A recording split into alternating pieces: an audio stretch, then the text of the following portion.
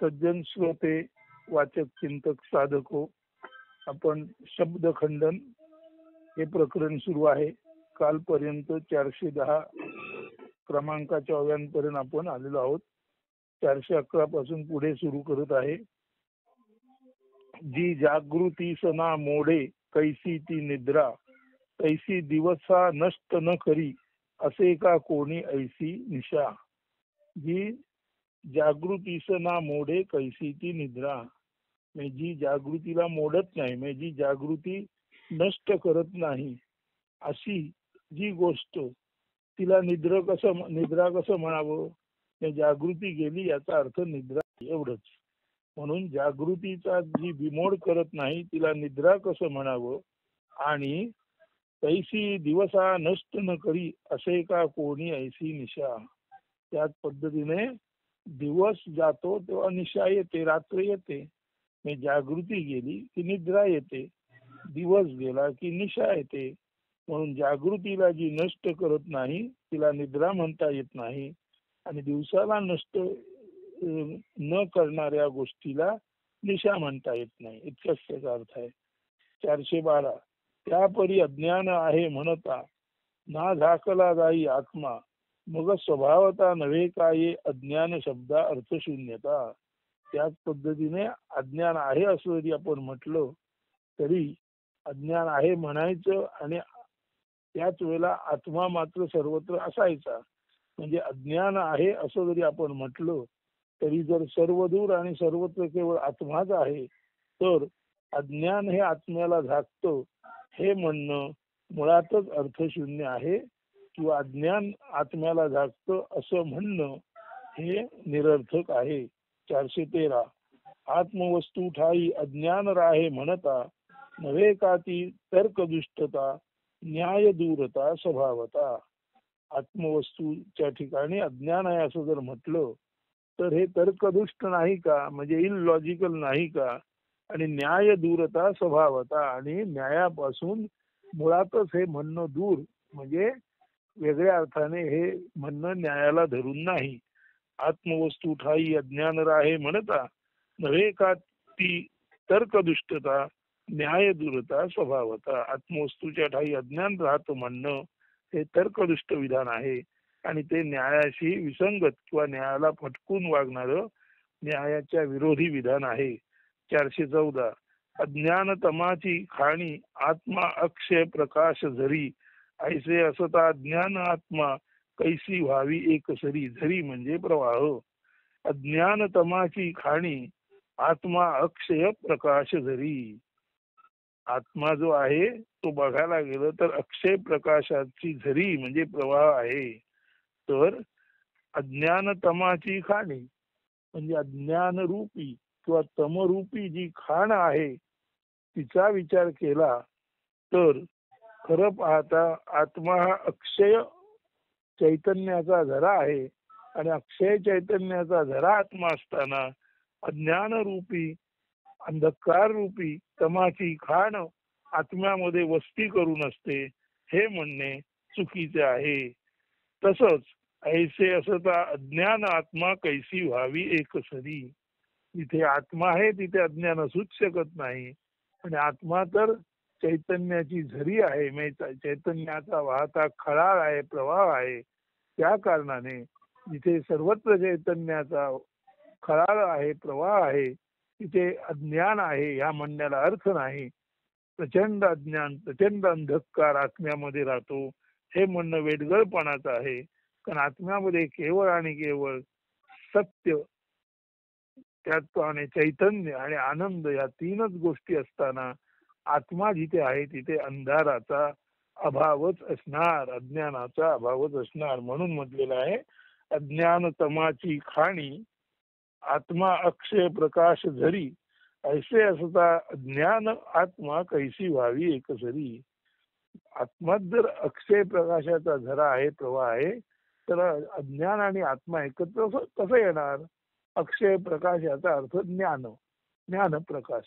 ज्ञान प्रकाशाजवळ अज्ञान रूपी अंधकार राहू शकत नाही, इतकंच यामध्ये म्हणायचं आहे. पुढे 415 स्वप्न आणि जागृती स्मृती आणि विस्मृती एक पंक्ती बैसोनी कैसे व्यवहारती.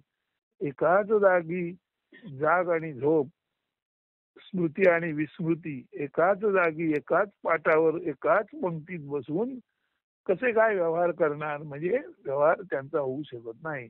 स्वप्न आणि जागृती, स्मृती आणि विस्मृती एकाच जागी एकाच वेळी व्यवहार करू शकत नाहीत. 416. थंडी आणि ऊब हात हाती घेऊनी म्हणे जाऊ एक वस्ती, अथवा काळोखाच्या वस्त्रात सूर्यकिरणे लपेटावी ऐसे होई का. कधी असं झालंय का, थंडी आणि ऊब ही दोन्ही एकमेकांचा हात हातात धरून कुठल्या तरी वस्तीला गेले, गावाला गेले, असं कधी होऊ शकेल का. किंवा काळोखाच्या वस्त्रात सूर्यकिरणांना लपेटता येईल का. थोडक्यात म्हणजे काळोख प्रकाशाला लपेटू शकत नाही आणि थंडी आणि ऊब एकमेकांचा हात हातात धरून एका वस्तीवर कुठे जाऊ शकत नाही. थंडी आणि ऊब आणि काळोख आणि प्रकाश कधीच एके समयी एका ठिकाणी नसतात, इतकाच त्याचा अर्थ आहे. 417. रात्र आणि दिवस जरी एकमेका ओळखती, तरीच येई म्हणता नांदे अज्ञान वस्तू पोटी. रात्र आणि दिवस यांचा जर एकमेकाला परिचय असता तरच म्हणता येईल की वस्तुपोटी म्हणजे आत्म्यापोटी अज्ञान नांदतो.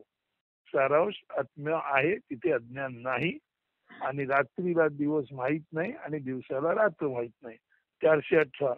मृत्यू आणि जीवन जरी वर्तती प्रेम भावे दंपती म्हणून, तरीच ये म्हणता आत्मा ज्ञान बोलविले भोजनास मेहून. मृत्यू आणि जीवन जर प्रेम भावाने नवरा बायको सारखे दंपती म्हणून राहू शकली तर आणि तरच आत्मा आणि अज्ञान या जोडीला, या मेहुणाला, म्हणजे आपण बोलतो समारंभात कधी जेवायला मेहून बोलवतो ना, नवरा बायको म्हणजे सौभाग्यवती आणि तिचे यजमान, त्याला मेहून म्हणतात. तर मृत्यू आणि जीवन जर एकत्र वर्तू शकले, मृत्यू आणि जीवन जर दंपती म्हणजे जोडप म्हणून नांदू शकले, तरच निश्चितपणे आत्मा आणि अज्ञान यांचं सुद्धा मेहून आपण भोजनाला बोलवू शकतो. परत परत सांगायचं एकच आहे, आत्मा आहे तिथे दुसरं काही नाही, एवढाच त्याचा अर्थ. 419. अहो आत्मज्ञान म्हणजे नव्हे का सुआत्मबाधा, मग आत्म्या संगी अज्ञान नांदे येई का म्हणता. जे आपण म्हणतो आत्मज्ञान आत्मज्ञान आत्मज्ञान, म्हणजे ज्याच्याजवळ आत्मज्ञान आहे त्याला आत्मज्ञानाची सुबाधा म्हणजे म्हणजे चांगलं, बाधा म्हणजे चांगलं ज्ञान प्राप्त ज्याला झालेलं असतं. ज्याच्याजवळ आत्मज्ञान आहे तो आत्मज्ञानाने बाधित, म्हणजे आत्मज्ञानाने बाधित. आता बघा, ज्ञानाने बाधित म्हणजे त्याचा अर्थ नकारात्मक नाही, ज्ञानाने बाधित याचा अर्थ शहाणपण. तेव्हा आत्मज्ञान ज्याच्याजवळ आहे तो ज्ञानाने शहाणा बनलेला, अशा अर्थी सुज्ञान बाधित, चांगल्या ज्ञानाने तो भरलेला असतो. असं असताना मग आत्म्याबरोबर अज्ञान नांदतं असं म्हणणं योग्य कसं ठरेल. 420. अंधाराचा उतरवूनी माझ, जेव्हा चढे त्या प्रकाश साज, येई का म्हणता त्या अजूनही अंधार, तो तर सोये गगनराज. अंधाराचा माज उतरून जेव्हा त्याला प्रकाशाचं लेणं, प्रकाशाचे दागिने चढवले जातात, तेव्हा आपण म्हणू शकतो का की अजून अंधार आहे. कारण ज्या अर्थी अंधार गेला आणि प्रकाशाचे दागिने चढवले गेले त्या अर्थी अंधार संपला. त्याचा अर्थच अंधार संपवणारा तो गगनराज म्हणजे सूर्य संपू लागला. म्हणून अंधाराचा उतरवूनी माझ, जेव्हा चढे त्या प्रकाश साज, येई का म्हणता त्या अजूनही अंधार, तो तर सोये गगनराज. 421. सरपणाचे सरता सरपण रूप, अग्निप्रवेशे पेटे आग, नव्हे का आता उरे सरपण, एक रूपे केवळ आग. सरपण किंवा इंधन किंवा लाकड ही जेव्हा आगीत जातात तेव्हा ती लाकडं म्हणून इंधन म्हणून उरत नाहीत आणि ती लाकडं इंधन सरपण पूर्णपणे नष्ट होतं आणि केवळ आगच उरते. म्हणजे आगीत टाकलेलं सरपण नष्ट होतं आणि आग तेवढीच उरते. तसंच आत्म्याच्या संबंधी जे जे काही येतं ते वेगळेपणे नष्ट होतं आणि सघन आत्मज्ञान तेवढंच उरतं. 422 गावीचे प्रवाह निर्झर ओहळ मिळता गंगा कैसे राहती वेगळाले नव्हे का एक मिळे उरे केवळ गंगा. व्यंकटेश स्तोत्रात म्हटलेलं आहे, गावीचे देंड ओळ गंगेसी मिळता गंगा जळ काग विष्ठेचे पिंपळ तयासी कोण म्हणे. गावचं लेंड ओळ सारीक सारीक ओढे नाले गंगेला मिळाले की ते गंगा रूप होतात. अशाला गंगेला जे जे मिळतं ते सर्व एकत्र विचार केला तर त्याचं गंगा म्हणूनच कौतुक केलं जातं. तसंच काग विष्ठेचे पिंपळ, तसं कावळ्याच्या विष्ठेतून बी पडलं आणि त्याचा पिंपळ झाला तरी तो कावळ्याच्या विष्ठेतून पडलेल्या बीमुळे झाला असं कोण बघत नाही. पिंपळ म्हणून तो पूज्य असतोच असतो. अशा अर्थी गावीचे प्रवाह निर्झर ओहळ मिळता गंगा ऐसे राहती वेगळाले नव्हे का एक मिळे उरे केवळ गंगा. गावचे संपूर्ण ओढे नाले नद्या प्रवाह गंगेला मिळाले की ते वेगवेगळ्यापणे त्यांच्या कमी जास्त फरकाने किंवा त्यांच्या क्षुद्रतेने उरत नाहीत. ते केवळ विशाल गंगा रूप बनून जातात. 423 तैसे अज्ञान नाही स्वतंत्र जरी राहूप आहे आत्मटाही. तैसे अज्ञान नाही स्वतंत्र जरी राहूप आहे आत्मटाही मिळता आत्मी उरे सर्वत्र ज्ञान सघन आत्मत्वे. तैसे अज्ञान नाही स्वतंत्र, तसं अज्ञानाला स्वतंत्र अस्तित्व नाही. राहूप आहे आत्मठाई. आत्म्याच्या ठाई जे लपलेलं असतं त्याला अज्ञान म्हणून स्वतंत्रपणे कधीच म्हणता येत नाही. कारण मिळता आत्मी उरे सर्वत्र. कारण ते आत्म्याला मिळालं की ते स्वतःच सर्वत्र ज्ञान सघन आत्मत्वे. ज्ञान सघन आत्मतत्व म्हणूनच ते उरतं. म्हणून तैसे अज्ञान नाही स्वतंत्र जरी राहूप आहे आत्मताही मिळता आत्मी उरे सर्वत्र ज्ञान सघन आत्मत्वे. 424 आत्मविरोधी मानता ज्ञान तत्संबंधी होई तव स्वयेची ज्ञान मग अज्ञान आत्मवेगळे गणने नव्हे का वेडगळपण.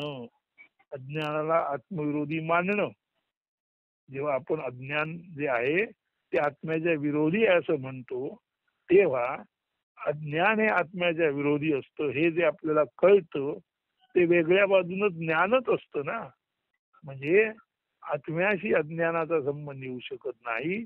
आत्मा आहे तिथे अज्ञान असू शकत नाही हे समजणं म्हणजेच अज्ञान हे आत्म्याच्या विरोधी आहे आणि जिथे आत्मा आहे तिथे त्याच्या विरोधी अवस्था राहू शकत नाही हे समजणं म्हणजेच खऱ्या अर्थाने ज्ञान आहे.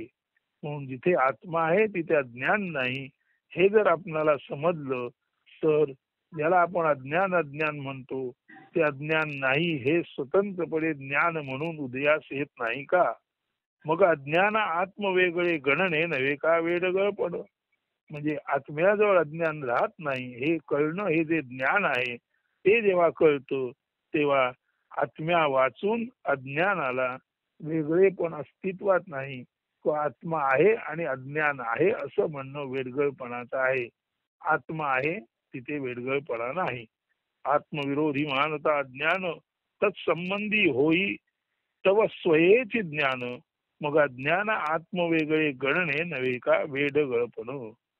आत्म्याच्या संबंधात अज्ञान असत नाही हे होणार ज्ञानच सांगतं की अज्ञान स्वतंत्रपणे असू शकत नाही. आत्म्या वाचून नाही अज्ञानाला आणि नाही ज्ञानाला काहीच स्थान. खर तर ज्ञान आणि अज्ञान या पलीकडे आत्मा जो आहे तो ज्ञाना ज्ञान पार असा पूर्णपणे ज्ञान सघन आहे.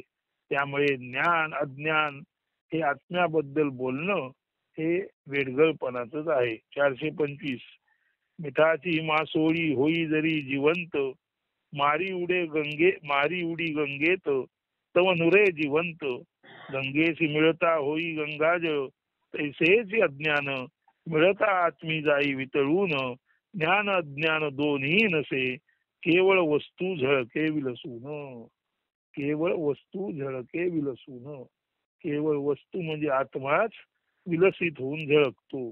समजा मिठाची मासोळी केली, ती जिवंत झाली, तिने गंगेत उडी मारली, तर गंगेत तिने उडी मारल्यानंतर ती मिठाची मासोळी वेगळेपणी थोडीच उरणार. तैसेच अज्ञान मिळता आत्मी जाई वितळून. तसंच अज्ञान मिठाच्या बाहुलीने गंगेत उडी मारल्यानंतर जशी ती मिठाची बाहुली विरघळून जाते, तसंच अज्ञान आत्म्याच्या आश्रयाला गेलं की ते वितळून जातं. आणि खरं पाहायचं तर ज्ञान अज्ञान दोन्ही नसे केवळ वस्तू झळके विलसून. आणि ज्ञान अज्ञानातलं काहीच न राहता केवळ वस्तू आत्माच झळकतो, चमकतो, विलसित होतो. 426 दोरीवरील सर्पभास ना त्याने दोरी पडे बंधनात तैसी कल्पना नष्ट करण्याची सर्पा नाही ती साहत. दोरीवरील सर्पभास ना त्याने दोरी पडे बंधनात. दोरीत जरी आपणाला सर्पाचा भास झाला किंवा उलट आहे, दोरीवरील सर्पभास ना त्याने दोरी पडे बंधनात. दोरीच्या जागी साप दिसला आणि आपण म्हणतो असं, अरे साप आहे, साप आहे, उचलू कसं. पण आपल्याला झालेला तो भ्रम आहे. दोरी दोरी म्हणूनच आहे. तिच्या जागी जरी आपल्याला साप दिसला तरी आपल्या भासमान दृष्टीमुळे दोरीवर दिसणारा जो साप आहे तो दोरीला कोणत्याही तऱ्हेची क्षती किंवा उणीव पोचवत नाही. तैसी कल्पना नष्ट करण्याची सर्पा नाही ती साहत. म्हणजे कसं असतं, दोरीवर आपल्याला साप दिसतो, आपल्याला वाटतं इथे साप आहे, साप आहे, साप आहे, त्यामुळे आपण दोरीला हात लावू शकत नाही. पण आपणाला जो साप दिसतो दोरीच्या जागी दोरीच आहे, तिला सापाचा प्रश्नच नाही. त्यामुळे दोरीमध्ये दिसणारा भ्रामक साप नाही त्या दोरीला बंधनात पाडत आणि दोरीच्या दृष्टीने तिथे केवळ दोरीच असल्यामुळे तिला जसं आपणाला वाटतं दोरीतला साप काढला पाहिजे, तसं तिला तिथे साप नाहीच तो काढण्याची कल्पना सुद्धा तिला सहन करायची गरज नाही. थोडक्यात मी दोरीत साप नसताना दिसणं हे आपल्या दृष्टीचं, आपल्या ज्ञानाचं लक्षण आहे. दोरीत साप नाही म्हणजे नाही, त्या कारणाने दोरीला सापाची भीती नाही, कारणाने दोरीत नसलेल्या सापाची कल्पना काढावी असं सुद्धा दोरीला वाटण्याचं कारण नाही, असं त्याचा अर्थ आहे. दोरीवरील सर्पाभास ना त्याने दोरी पडे बंधनात तैसी कल्पना नष्ट करण्याची सर्पा. तशी सर्पाची कल्पना नष्ट करण्याची इच्छा नाही ती साहत. म्हणजे सर्पाची कल्पना नष्ट करावं असं ती सहन करत नाही, कारण तिच्या लेखी केवळ दोरी आणि दोरीच आहे. पाहणाऱ्याच्या दृष्टीत सर्प आहे म्हणून त्याला वाटतं दोरीला आता भीती आहे सापापासून. पाहणाऱ्याच्या दृष्टीत दोरी जागी साप आहे म्हणून त्याला वाटतं हा साप दूर करावा. पण जिथे साप नाहीच तो साप दोरीला क्षती तरी कशी पोचवणार, आणि नसलेला साप दोरी घालवेल असं म्हणावं तर तेही केवळ आणि केवळ अशक्य किंवा वेडगळपणाचंच आहे. 427 दिवसाच्या भीतीने अंधार ठरवी जरी व्हावे प्रकट पौर्णिमेचे रात्री तरी तिचे उगवण्याने तिने अंधाराशीच कट्ट करावे. दिवसाची भीती वाटली म्हणून अंधारान जर ठरवलं की पौर्णिमेच्या रात्री आपण उगवावं, दिवसाची भीती वाटली म्हणून अंधारान ठरवलं की पौर्णिमेच्या रात्री आपण उगवावं, तर पौर्णिमा उगवते, चंद्रोदय होतो, त्या कारणाने पौर्णिमेचा चंद्रोदय सुद्धा अंधारालाच गट्ट करतो. सूर्य उगवतो अंधार नष्ट होतो, पौर्णिमेचा चंद्र उगवतो अंधार नष्ट होतो, अशा अर्थी म्हटलेलं आहे. अंधाराला भीती वाटली दिवसाची म्हणून त्याला जर वाटेल अंधाराला की आपण पौर्णिमेच्या रात्री उगवावं, तर पौर्णिमेच्या रात्री जरूर सूर्य नसेल, परंतु पौर्णिमेचा जो चंद्र आहे त्याचा प्रकाश पुन्हा असल्यामुळे तो अंधाराला गट्ट करणार म्हणजे करणारच. पुढे आयशिया परी उभय पक्षी अज्ञान शब्द ठरे निरर्थ, केवळ धूसर पुसट त्याचे असणे दाखवितसे तर्क. अशा अर्थाने उभय पक्षी म्हणजे अंधार अज्ञान या दोन्ही शब्दांना आत्म्याच्या दृष्टीने कुठल्याच शब्दाला यातील अर्थ राहत नाही. म्हणजे जिथे आत्मा आहे तिथे अंधार आहे म्हणणं चुकीचं आहे, तिथे अज्ञान आहे म्हणणं चुकीचं आहे. अशा अर्थाने उभय पक्षी म्हणजे अंधाराच्या बाजूने पाहताना आणि अज्ञानाच्या बाजूने पाहताना आत्मा असल्या कारणाने आत्म्या संदर्भात अज्ञान आणि अंधार यांना काहीच अर्थ उरत नाही. केवळ एक सर्वसाधारण ऑब्स्क्युअर म्हणजे दिसतं न दिसतं असं धूसर काहीतरी वाटतं आपणाला की हे अज्ञान हे अज्ञान हे अज्ञान. म्हणजे असं आहे की थोडा कमी उजेड आहे तेव्हा आपणाला एखादी वस्तू दिसते, ती दिसते दोरीऐवजी सापासारखी, पण प्रखर उजेड आला की दोरी दोरी म्हणून दिसते. म्हणजे अज्ञान किंवा अंधकार या गोष्टी आपणाला धूसर पद्धतीने किंवा ज्याला आपण म्हणतो दिसतात आणि न दिसतात अशा पद्धतीने अंधार आणि अज्ञान या कल्पना आहेत त्या धूसर कल्पना आहेत. आणि स्पष्टपणे बघायला गेलं तर अज्ञान आणि अंधाराला स्वच्छ आत्मप्रकाशामध्ये कोणतेच स्थान नाही. पुढे 429 जेथे तर्क ठरे कुचकामी ना उपयोगी अज्ञान संशोधनी, तेथे कार्यावरून करावे अनुमान किंवा प्रत्यक्ष जे दिसे तेथे व्हावी अर्थ संपादनी.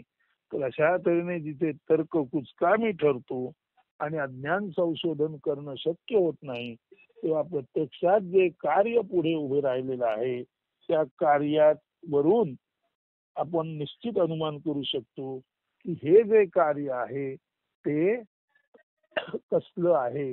आता उदाहरणार्थ दोरीत साप दिसला, हे कार्य प्रकाशाचं नव्हे आत्म्याचं नव्हे. दोरीत साप दिसला हे कार्य अंधार आहे किंवा कमी जास्त उजेड आहे, पुरेसा उजेड नाही, त्यामुळे आपल्या दृष्टीला दृष्टीभ्रम झाला आणि दोरीत साप दिसला.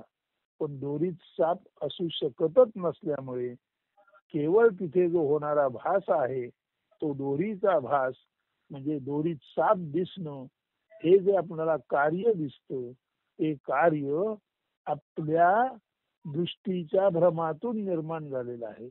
आपल्या मनाला किंवा आपल्या दृष्टीला पडलेलं जे पडळ आहे अज्ञानरूपी पडदा आहे त्यामुळे ते निर्माण झालेलं आहे. म्हणून जिथे तर्क कुचकामी ठरतो तिथे प्रत्यक्ष जी वस्तू आहे त्या वस्तूच्या सान्निध्यात जे काही कार्य उजेडास आलेलं आहे ते कार्य वस्तू प्रकाशात आत्मप्रकाशात ठळठळीतपणे ठळकपणे दिसू शकतो आणि तर्क न करता निश्चितपणे काय आहे याचं मार्गदर्शन आपल्याला त्यात होऊ शकतो. आता पुढे 430 प्रत्यक्ष प्रमाणाने अज्ञान यावे स्वीकारता, म्हणून जग हेची मानावे अज्ञान कार्य.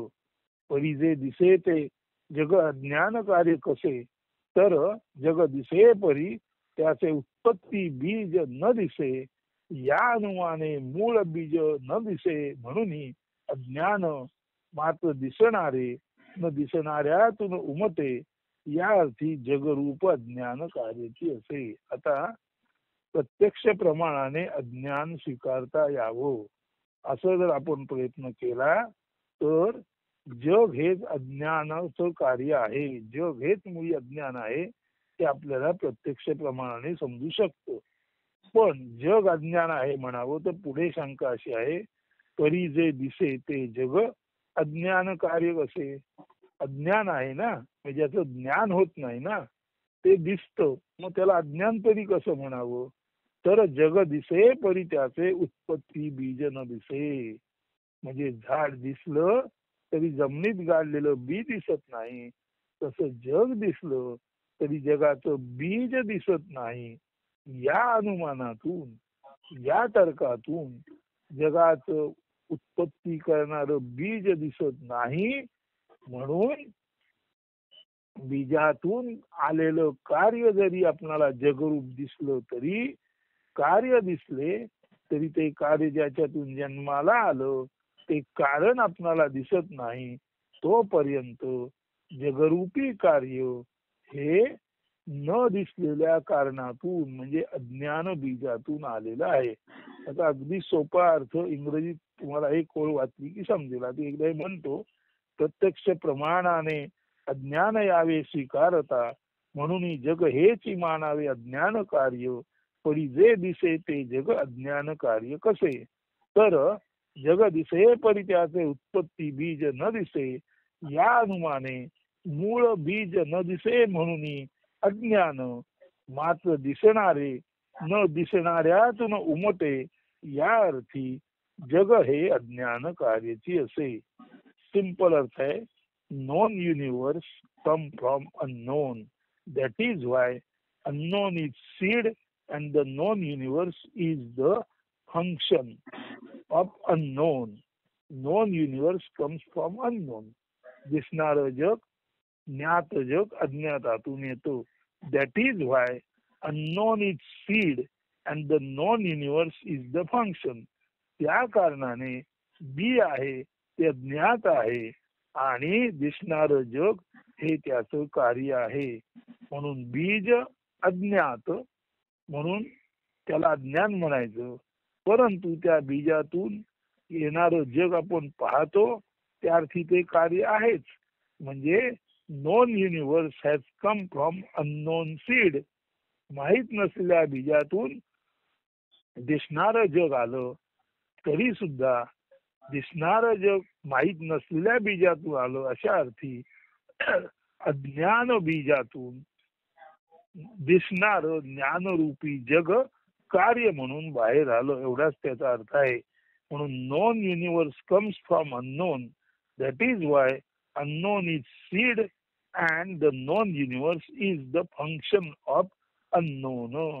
म्हणजे दिसणारं जग हे अज्ञान कार्य आहे, परंतु ते जिथून जन्माला आलं ते अज्ञान कार्य. म्हणजे का? कारण दिसत नाही म्हणून ते अज्ञान, आणि न दिसणाऱ्या कार्यातून जग आलं ते दिसत असलं तरी अज्ञान बीजातून ते जग आलं, म्हणून जगाला कार्याच्या दृष्टीने सुद्धा अज्ञान कार्य म्हणतात.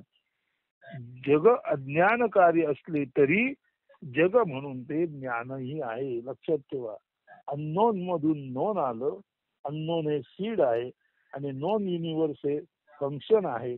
नॉन युनिव्हर्स हे जरी फंक्शन असलं तरी जोपर्यंत त्याचं निश्चित बीज माहीत होत नाही तोपर्यंत नॉन युनिव्हर्स हे फंक्शन सुद्धा अज्ञान बीजातून म्हणजे अननोन मधून आलेलं आहे. तरी सुद्धा इतकं असून सुद्धा जरी जग हे अज्ञान कार्य असलं तरी सुद्धा अज्ञान कार्य म्हणून का होईना जगाला काही ना काही अस्तित्व आहेच. म्हणून जेव्हा आपण जगत मिथ्या म्हणतो तेव्हा त्याचा एवढाच अर्थ आहे की हे जग येणारं जाणारं आहे, कायम टिकणारं नाही. आणि येणारं जाणारं जग जिथून जन्माला येतं ते बीज आपल्याला माहित नाही. परंतु जग आलं किंवा गेलं, राहिलं किंवा नष्ट झालं, जगातलं सर्व काही गेलं तरी बीज रूपाने वस्तू आत्मा कायम असतोच. म्हणून ब्रह्मसत्याचा अर्थ एवढाच आहे, the unknown seed of universe. विश्वाचं अज्ञात बी हेच ते खऱ्या अर्थाने कायमस्वरूपी असतो. हे आपण अनुमानाने जाणतो, परंतु ते अनुमानाने जाणतो याचा अर्थ अज्ञान बीज आपण पाहू शकत नाही. परंतु त्याच्यातून जन्माला आलेलं जरी विश्व पाहिलं तरी विश्व हे अज्ञान बीजातून आलेलं कार्य आहे. त्यामुळे वर आलेलं कायम टिकत नाही. वर जसं येतं तसंच ते खाली जातं. आपण जिथून येतो तिथे आपण जातो, पण जिथून आपण येतो आणि जातो ती जागा आपण अनुमानाने जाणतो. ती जागा कधीच आपणाला दिसत नाही, समजत नाही. म्हणून बीज म्हणून अज्ञान आहे, विश्व म्हणून कार्य आहे. परंतु अज्ञान बीजातून आलेलं विश्व कार्य म्हणून विश्व सुद्धा अज्ञानाचंच कार्य आहे. तरी सुद्धा विश्व दिसतेच दिसते हे मात्र ध्यानात घ्या. अस्तु. आज आपण इथेच थांबू. 430 ओव्यांपर्यंत आपण आज निरूपण पाहिलं. उद्याचा भाग उद्या पाहू. सर्वांना शुभ दिन. धन्यवाद. अस्तु.